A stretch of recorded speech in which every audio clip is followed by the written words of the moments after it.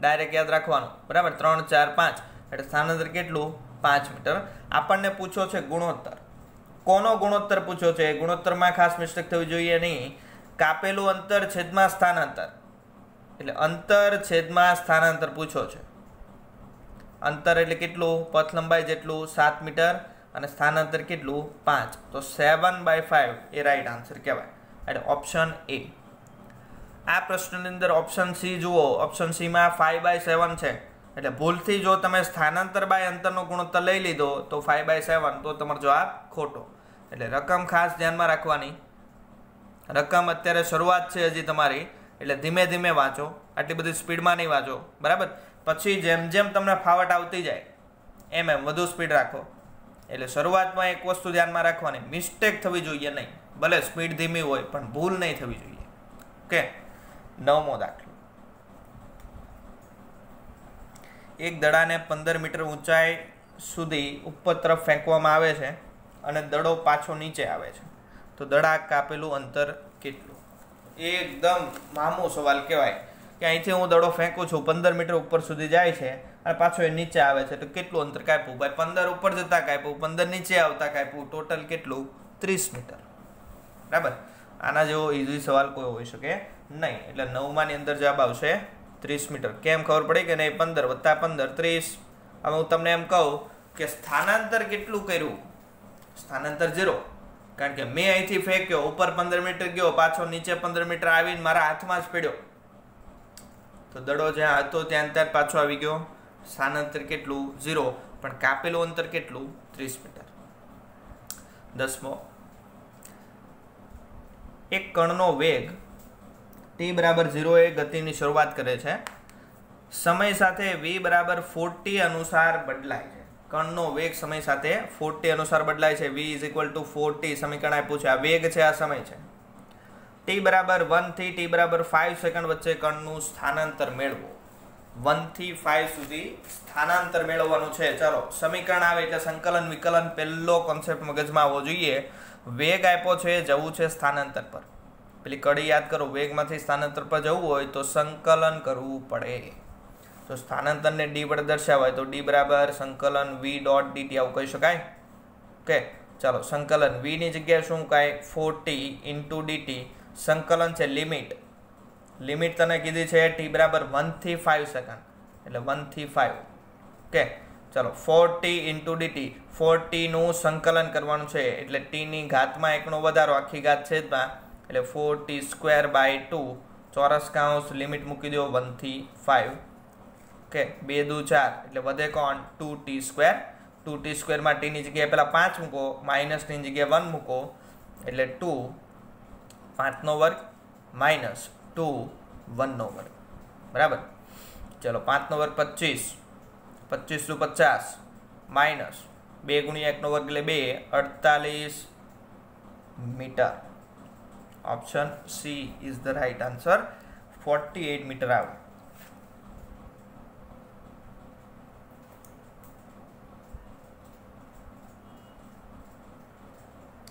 ચાલો ત્યાર પછી 11મો દાખલો એક કણ ઉગમ બિંદુથી ગતિની શરૂઆત કરે છે અને ધન y અક્ષ તરફ ગતિ કરતો 0.20 મીટર પહોંચે છે અને પાછો 0.5 મીટર બિંદુએ આવે છે તો કાપેલ અંતર અને સ્થાનાંતરનો ગુણોત્તર મેળવો એટલે માની લો આ ઉગમ બિંદુ છે y અક્ષ એટલે ઉપરની તરફની અક્ષ છે બરાબર આ y અક્ષ છે એટલે અહીંથી શરૂઆત કરીને y અક્ષ પર જાય છે ગતિ કરતો એ 0.20 મીટર પર પહોંચે છે 0.20 મીટર આ શું દર્શાવે છે આપણે વાત કરેલી પહેલું શું દર્શાવે x યામ અને બીજું શું દર્શાવે y યામ 3 હોય તો z યામ ત્રીજો આવશે તો x અને y x 0 છે મતલબ કે આ જે x અક્ષ છે એના પર ક્યાંય ગતિ કરતો નથી ક્યાં જાય છે y પર 20 મીટર અંતરે જાય છે એટલે અહીંથી દાખલા તરીકે અહીંયા સુધી ગયો અંતર કેટલું 20 મીટર ફરી પાછો એ 0.5 મીટર પર આવે છે 0.5 પર આવે એનો મતલબ કે x યામ પર 0 એ 0 જ છે y યામ પર 5 મીટર આવી ગયો એટલે માની લો કે અહીંયા 5 મીટર છે તો એ અહીંથી પાછો રિટર્ન આવશે અહીંયા સુધી 5 મીટર એક પ્રશ્ન પૂછો છે કાપેલું અંતર અને સ્થાનાંતરનો ગુણોત્તર કેટલો ચાલો અહીંથી પહેલા અહીંયા ગયો ત્યાંથી પાછો અહીંયા આવ્યો, એટલે અહીંથી અહીંયા ગયો તો કે 20 કાપ્યું અને ત્યાંથી પાછો 5 પર આવ્યો. 5 એટલે આટલું અંતર છે, જોજો. તો આ કેટલું થાય? 15. ખબર પડી? 0 5 નો મતલબ શું છે? x આમ 0 y આમ 5. y આમ 5 હોય ને તો એનું અહીંથી અહીંયા અંતર લેવાનું. આ 5 મીટર છે, તો પાછો કેટલો આવ્યો? 15. તો ટોટલ કેટલું અંતર કાપ્યું? 20 + 15 35 મીટર. આ એની પથ લંબાઈ થઈ ગઈ. સ્થાનાંતર કેટલું? સ્થાનાંતર એટલે અંતિમ સ્થાન અહીંયા પહોંચી ગયો. શરૂઆત કરી અહીં થઈ. આ બંને વચ્ચેનું અંતર કેટલું? 5. તો છેદમાં સ્થાનાંતર કેટલું? 5. 5 + 35. જવાબ આવે 7/1.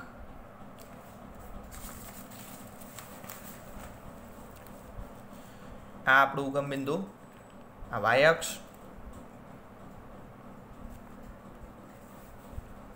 ગયો એ અહીંયા 0 20 પર, પાછો અહીંયા આવી ગયો 0 5 પર. અહીંથી પેલા ઉપર ગયો, ત્યાંથી પાછો નીચે આવ્યો. તો પથ લંબાઈ બરાબર 20 + 15 એટલે કે 35 મીટર અને સ્થાનાંતર 5 મીટર. તો પથ લંબાઈ છેદમાં સ્થાનાંતર 35/5 એટલે કે 7/1. 7/1 એ આપણો સાચો આન્સર, ઓપ્શન સી 7/1.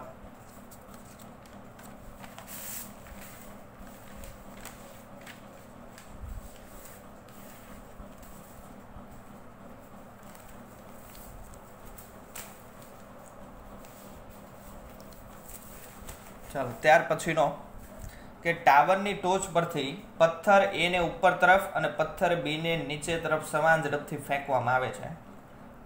જ્યારે પથ્થર A જમીન સાથે અથડાય ત્યારે તેનો વેગ કેટલો હોય? સરખામણી કરવાની છે. જોજો, ઘટના સમજજો. અમુક MCQ એવા આવશે કે જેના કોન્સેપ્ટ આપણે ભણ્યા નથી, પણ MCQ સોલ્વ કરીએ એટલે એ વખતે કોન્સેપ્ટ ભણાઈ જાય. આ એક ટાવર છે, આ જમીન છે. ઓકે, અહીંથી એક પથ્થર A એને ઉપરની તરફ ફેંકવામાં આવે છે. અહીંથી એક પથ્થર A ને ઉપરની તરફ ફેંક્યો અને અહીંથી એક પથ્થર B એને નીચેની તરફ ફેંક્યો. બે પથ્થર છે, અહીંયા ઊભો છું. એક પથ્થર ઉપર જવા દઉં છું, એક પથ્થર નીચે આવવા દઉં છું. પથ્થર નંબર A એ અહીંથી આમ કાંઈ સતત તો ઉપર જશે નહીં, અહીંથી આમ રાઉન્ડ મારીને પાછો અહીંયા નીચે જ પડવાનો છે. ઓકે, અહીંયા જમીન પર આવે છે દાખલા તરીકે પથ્થર નંબર A, ત્યારે એની ઝડપ, અને પથ્થર નંબર B અહીંયા જમીન પર આવે છે ત્યારે એની ઝડપ. આ બંનેમાંથી કોની ઝડપ વધારે હશે? બેયની સરખી જ હોય. કાલે આપણે વાત કરીએ એ પ્રમાણે એક સરખી ઊંચાઈએ વેગ કેવો હોય? હંમેશા એક સરખો હોય. એટલે પથ્થર A અને B બંને જમીન પર આવી ગયા તો બંનેનો વેગ કેવો? એક સરખો. બીજું એક કન્ફ્યુઝન ન થવું જોઈએ. તમને એવું લાગતું છે કે સર અહીંયા તો પથ્થર જમીન પર આવી ગયો તો જમીન પર તો સ્થિર થઈ જવાનો છે, તો વેગ તો 0 થઈ જાય. નહીં, ફિઝિક્સમાં દાખલા ગણતી વખતે એ ભૂલ ક્યારેય કરવાની નથી. જમીન પર આવે ત્યારે એનો વેગ ક્યારેય 0 લેવાનો નથી. આપણે જમીન પર પડે ને એની જસ્ટ આગળની સેકન્ડનો વેગ ગણવાનો, થોડાક સમય પહેલાનો વેગ. જમીન પર પડે તો ઓબ્વિયસલી સ્થિર જ થઈ જવાનો છે, પણ આપણે એ સ્થિર વેગ લેવાનો નથી, તો અહીંયા વેગ 0 થઈ જાય. પણ જમીન પર પડ્યો, માની લો કે આ જમીન છે, એ જમીનથી આટલો એવો ઉપર હતો ત્યારે તો એ વેગ જ છે ને, ત્યારે તો એની પાસે કંઈક વેગ હશે ને, બરાબર? તો જમીનથી થોડોક એવો ઉપર હોય ત્યારનો વેગ આપણે લેવાનો છે. એટલે ક્યારેય પણ દાખલા ગણતી વખતે જમીન પર પદાર્થ પડે છે ત્યારે વેગ શોધો એવું પૂછવું હોય તો આપણે ભૂલથી એ 0 કરીને આવવાનું નહીં, કારણ કે 0 નથી લેવાનો કોઈ પણ MCQમાં, બરાબર? 0 ક્યારે લેવાનો? જ્યારે પદાર્થ મુક્ત પતન કરતો હોય ત્યારે. આ B જે છે એને આપણે પડતો મૂક્યો છે, એટલે B નો વેગ કેવો થઈ જશે? શરૂઆતનો વેગ કેવો? 0. B નો અંતિમ વેગ 0 થશે નહીં.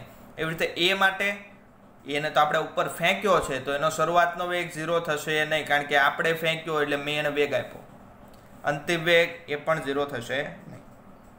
પણ અહીંયા પ્રશ્ન અલગ છે. પ્રશ્ન એવો પૂછ્યો છે કે એ જ્યારે જમીન પર પહોંચે ત્યારે તેનો વેગ કેટલો હોય? તો ઓપ્શન સી આવશે કે B ના વેગ જેટલો જ હશે. એટલે એ અને બી બંનેના વેગ કેવા હોય? સરખા સરખા હોય. એટલે જવાબ આવશે 12માં બીના વેગને સમાન હશે, એટલે બીના વેગ જેટલો હશે. 13મો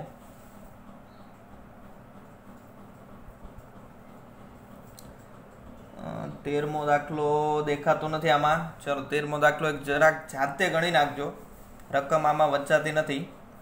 14મો દાખલો આપણે આગળ વધીએ. 13મા દાખલા જે છે એની અંદર જાતે ગણી નાખવાનો છે, બરાબર. અહીંયા રકમ દેખાતી નથી. 14મો દાખલો, એક માણસ સુરેખ પથ પર પ્રથમ અડધો સમય v1 વેગથી અને બીજો અડધો સમય v2 વેગથી ગતિ કરે છે. તો સરેરાશ વેગ v12 નીચેના પૈકી કોના વડે આપી શકાય? 14મો દાખલો છે, આપણે 14માની વાત કરીએ છીએ. ઓકે, તો એક માણસ છે સુરેખ રસ્તા પર જાય છે, પેલો અડધો સમય v1 વેગથી અને બીજો અડધો સમય v2 વેગથી કાપે છે. તો સરેરાશ વેગ કેટલો? તો જુઓ, રકમ વાંચતા ખબર પડી જાય. પ્રથમ અડધો સમય, બીજો અડધો સમય, એનો મતલબ કે ટોટલ આપણે દાખલા તરીકે સુરતથી જઈએ છીએ અમદાવાદ, તો પ્રથમ અડધા સમયમાં મારો વેગ v1 છે, બીજા અડધા સમયમાં v2 છે. એટલે સમય સરખો સરખો છે. જુઓ, પ્રથમ અડધો, બીજો અડધો, એટલે સમય સમાન છે પણ વેગ અલગ અલગ છે. તો આપણે સમીકરણ લખાવેલા છે, સમય સમાન હોય, વેગ અલગ અલગ હોય, તો સરેરાશ વેગ કેટલો થાય? v1 plus v2 by 2. v bar is equal to v1 plus v2 by 2. આપણે સાબિત કરેલું છે, ડાયરેક્ટ અહીંયા પૂછી માર્યું છે. 15. એક ટ્રેન બે સ્ટેશનો વચ્ચેના કુલ અંતરનું અડધું અંતર 40 કિલોમીટર પર કલાક અને બીજું અડધું અંતર 60 કિલોમીટર પર કલાકની ઝડપથી કાપે છે, તો તેની સરેરાશ ઝડપ કેટલી હશે? એક ટ્રેન છે, એક સ્ટેશનથી બીજા સ્ટેશન જાય છે, કુલ જેટલું અંતર કાપવાનું છે એમાંથી અડધું અંતર 40ની ઝડપથી, બીજું અડધું 60ની ઝડપથી. તો અહીંયા અગેન કેવો કિસ્સો થઈ ગયો? પ્રથમ અડધું, બીજું અડધું, એટલે અંતર બંને કિસ્સામાં સમાન છે અને વેગ અલગ અલગ છે. તો અંતર સમાન, વેગ અલગ અલગ, તો v બારનું સમીકરણ આવશે 2v1 v2 upon v1 plus v2. યાદ રાખજો, આ બંને સમીકરણ ક્લિયર કરવાના. આ ક્યારે આવે? સમય સમાન હોય, વેગ અલગ અલગ હોય. આ ક્યારે આવે? અંતર સમાન હોય, વેગ અલગ અલગ હોય. તો અહીંયા આ કિસ્સામાં અંતર સમાન, વેગ અલગ અલગ છે, તો 2 ગુણ્યા પેલો વેગ કેટલો છે? 40, બીજો વેગ 60 છેદમાં 40 plus 60. 6 ચોક 24, 24 દુ 48, 2 મીંડા છેદમાં 60 ને 40 100, મીંડું કેન્સલ, 48 કિલોમીટર પર કલાક. આટલી ઝડપ આપશે એટલે ઓપ્શન બી. આની અંદર ઓપ્શન એ, આની અંદર બી. 16મો.